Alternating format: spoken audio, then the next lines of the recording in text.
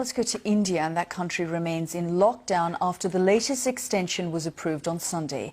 The country went into lockdown on the 24th of March, and schools, public transport and most businesses have been shut since. The world's largest lockdown, covering 1.3 billion people, appears to have helped keep India's numbers relatively low, with a little over 3,000 deaths and around 96,500 confirmed cases.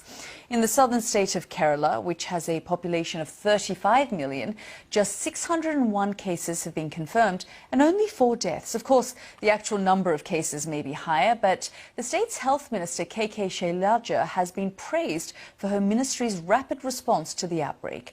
Well, Shailaja joins us now from Kerala's capital. Thanks very much for joining us here, Shailaja. A lot of people are asking questions about why it's been such a success story where you are in terms of keeping the numbers low.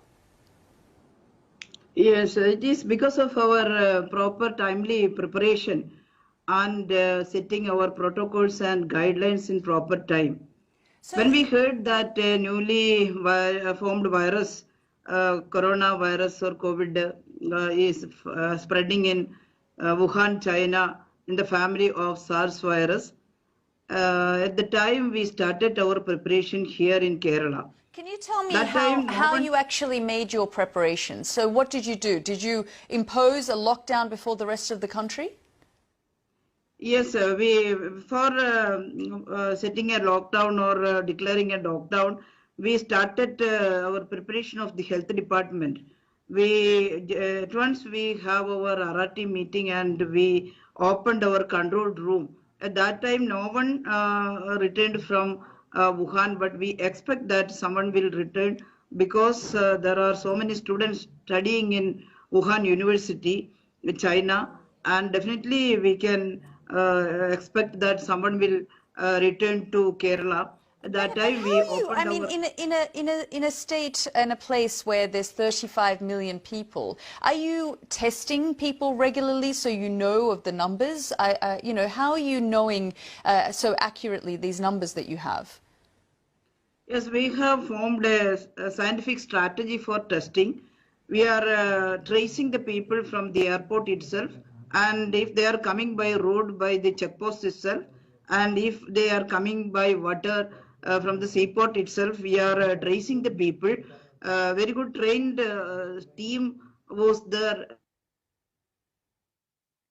and they are examining the people whether they have any symptoms of corona virus, and if they have some symptoms directly from there, we are lifting the patients to the hospital and isolating them and taking the throat swab and sending the samples for a PCR test in the laboratory.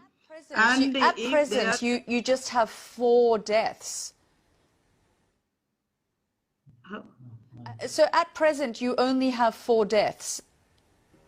Yes, we have in our state's calculation it is 3 because one is from Goa, the Union Territory, and he came for treatment in Kerala because there is no sufficient hospitals in Union Territory, Goa. And he died in our hospital. But from Kerala, we have only 3 deaths, and central government is adding that one Goa death also in our account. There is no problem. He came for treatment. He got the virus infection from Union Territory, and he came for treatment in Kerala. Do your hospitals have the equipment that's needed, and do your health workers have the protective gear that's needed? Yes, we are listening to the needs of health previously because we are improving our hospitals, and we have a very good project called Ardram, a mission, and through which the last 4 years we are trying very hard to address the problems in local level itself. We are converting our primary health centers to family health center, providing sufficient doctors and paramedical staffs and nurses there, and we started very good laboratories in primary health center itself. and we are addressing. Are you worried because there are some places in India where the lockdown has started to ease?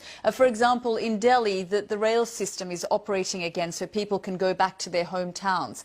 Are you worried that as people start to move, it could spread to a place like Kerala? Yes, so many people are returning from the Gulf countries and all other countries to Kerala because a good number of Keralites are residing outside. We have a very good human resource import from Kerala to the other part of the world, and they are returning to their home state. And we are little much worried because a large number of people are returning at a time, but we are not hesitating. We are ready to receive them and to send them in home quarantine.